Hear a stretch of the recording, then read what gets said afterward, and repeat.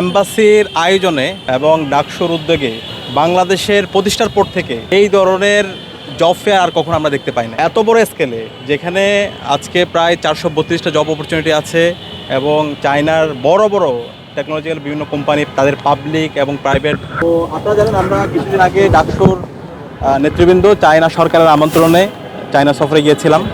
তো ওইখানে গিয়ে আমরা খাওয়া দাওয়া পূর্তি করি নাই, আমরা কাজ করেছি কীভাবে পিপল টু পিপল কানেক্ট করা যায়, কিভাবে ওখানকার যে রিসোর্সগুলো আছে সেই রিসোর্সের সাথে বাংলাদেশের যে রিসোর্স আছে সেই রিসোর্সকে কীভাবে কানেক্ট করা যায়, কীভাবে গভর্নমেন্ট টু গভর্নমেন্ট আরও কানেক্ট করা যায়, এবং ওখানকার যে ছাত্র সংসদ আছে, বিশ্ববিদ্যালয়ের যে অথরিটি আছে, সেটাকে আমরা কীভাবে কানেক্ট করতে পারি। তো আমরা ভিজিট করার পরে দেশে আসার পর থেকে আমরা এম্বাসির সাথে কাজ করছিলাম। একটা জব ফেয়ারের তাদের কাছে প্রস্তাবনা দিয়েছিলাম। আমাদের প্রস্তাবনাটা দিয়েছিল ডাকসুর আন্তর্জাতিক সম্পাদক জুলাইয়ে, যিনি তার চোখ হারিয়েছেন, খান জসিম ভাই।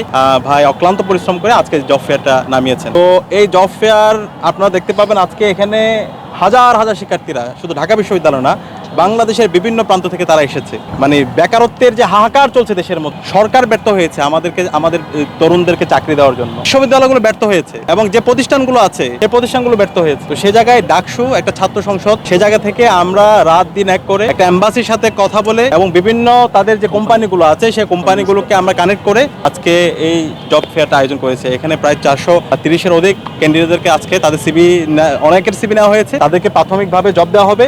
এর বাইরেও যারা যোগ্য প্রার্থী আছে তাদেরকে বিভিন্ন কোম্পানির সাথে অ্যালাইন করে দেওয়া হবে। আমরা আশা করছি পর্যায়ক্রমে যারা যোগ্য প্রার্থী আছে সবাইকে তারা বিভিন্ন কাজে লাগাবে বলে তারা আমাদেরকে আশ্বস্ত করেছে।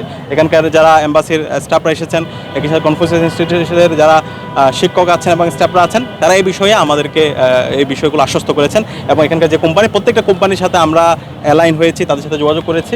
তারা আমাদের যে রিসোর্স, তাদের কথা হচ্ছে চায়না সরকারের যে বাংলাদেশে তোমাদের হিউম্যান রিসোর্স আছে, তো এই রিসোর্সটাকে আমরা কাজে লাগাইতে চাই। তো বাংলাদেশে যে রিসোর্স, এটা তো সরকারের দায়িত্ব এই রিসোর্সগুলোকে কাজে লাগানো, কিন্তু সরকার গত 55 বছর ধরে যারাই সরকার এসেছে আলটিমেটলি এই রিসোর্সগুলোকে কাজে লাগাতে পারে নাই, যে কারণে বেকারত্বের দিন দিন হাহাকার। তো সেই জায়গা থেকে ডাকসুতে আমরা মাত্র 11 মাস সময় পাইছি। তো 11 মাস আমরা দেখাইছি কিভাবে একটা এম্বাসির সাথে কথা বলে এত বড় একটা জব ফেয়ার করতে হয়। বাংলাদেশে সেটা আর কখনো হয় নাই। শুধু চাইনিজ এম্বাসি না, আমরা বিভিন্ন এম্বাসির সাথে, আমি কিছুদিন আগে অক্সফোর্ডে গিয়েছি, ক্যামব্রিজে গিয়েছি, সেখানেও আমি তাদের সাথে কথা বলেছি। এবং আমরা জুলাই ইন্টারন্যাশনাল কনফারেন্স করেছি, ডাকসুর বিভিন্ন আন্তর্জাতিক প্রোগ্রাম করেছি, সেখানেও আমরা তাদেরকে নিয়মিত বিভিন্ন কনফারেন্সগুলোতে, সেমিনারগুলোতে তাদেরকে ইনভাইট করছি এবং তাদের সাথে আমাদের পিপল টু পিপল কানেক্ট হচ্ছে।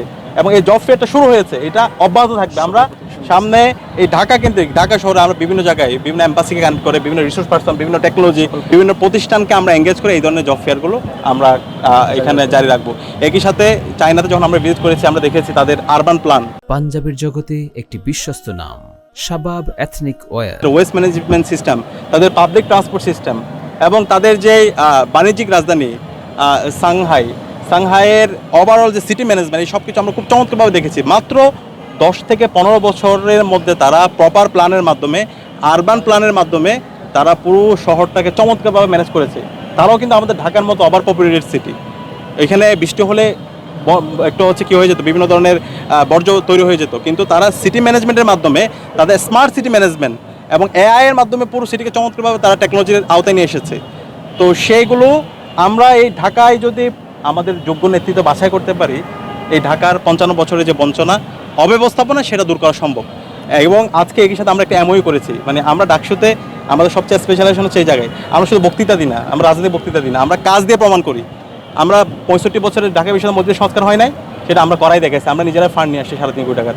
সেন্ট্রাল মসজিদ বিশ্ববিদ্যালয় তারা পারবে না, তাদের মুরদ নাই, আমরা 2 কোটি টাকা ফান্ড নিয়ে এসেছি। মেয়েদের জন্য জিমনেশিয়াম কে করে নাই? আমরা 65 লক্ষ টাকা দিয়ে করেছি। জব ফেয়ার কে করে নাই? আমরা এই জব ফেয়ার আয়োজন করেছি এম্বাসিকে এঙ্গেজ করে।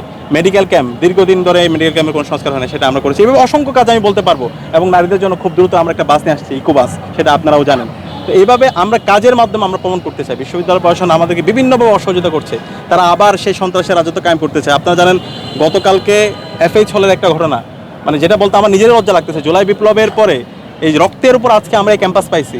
সেই ক্যাম্পাসের একজন প্রভোস্ট FH হলের, যে আমি তাকে প্রভোস্ট বলবো না, আমি তার গুন্ডা বলবো, সে একজন শিক্ষার্থীকে তার রুমে ডাকলো, স্টাফ নিয়ে, কর্মকর্তাদেরকে সাথে নিয়ে ওই শিক্ষার্থীকে 2 ঘন্টা ধরে তাকে নির্যাতন করছে। কেন নির্যাতন করছে? ফেসবুকে ওই প্রভোস্টের বিভিন্ন দুর্নীতির বিষয়গুলো নিয়ে সে লেখালেখি করছে। কোন ধরনের মানে লজ্জাকর ঘটনা! একটা কলঙ্কজনক অধ্যায় তারা রচনা করলো। পরবর্তীতে ওই শিক্ষার্থী ওইখান থেকে যখন বের হওয়ার পরে সে ফেসবুকে পোস্ট দিল, তার নির্যাতনের ঘটনাগুলো সে বলার পর যখন সে আসলো এবং ডাকসুনে টিমতে গেল, শিক্ষার্থীরা গেল। পরবর্তীতে আমরা যখন সিসিটিভি দেখতে চাইলাম, সিসিটিভি আমাদেরকে দেখতে দেওয়া হলো না, এবং পরবর্তীতে ছাত্রদলের গুন্ডাদেরকে নিয়ে এসে নির্বাচিত পদ্ধতি এফএচএলের বিপিজিএস বিভিন্ন শিক্ষার্থীদের উপর তারা ন্যাক্কারজনক হামলা করলো। তো এটা তো আমরা ছাত্রলীগের সন্ত্রাসীদেরকে দেখতে পাইছি, এই ধরনের ন্যাক্কারজনক হামলা। তো আজকে এই ধরনের হামলা আবার দেখতে পাওয়া, যেটা খুবই অপ্রত্যাশিত। তো এই ধরনের আমরা সন্ত্রাসের রাজত্ব এই ক্যাম্পাসে আমরা কায়েম হতে দিব না। আমরা যতদিন আছি এবং এই ক্যাম্পাসে যতদিন শিক্ষার্থীরা থাকবে, আবু সাঈদ উত্তরসূরি এই ক্যাম্পাসে বেঁচে আছে।